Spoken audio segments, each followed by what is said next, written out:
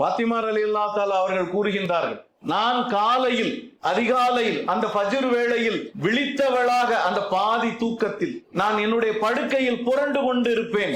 என்னுடைய தந்தை அவர்கள் வருவார்கள். வந்து தன்னுடைய காலால் என்னுடைய காலை, என்னுடைய பாதங்களை உசுப்பி விடுவார்கள். அப்படி எழுப்புவாங்க, காலை லைட்டா தட்டிட்டு சொல்லிட்டு அவங்க அது பண்ணிட்டு, அருமை மகளே எழுந்திருப்பாயாக, அல்லாவின் வாழ்வாதாரங்கள் வழங்கப்படும் நேரத்திற்கு நீ சாட்சியாக இரு.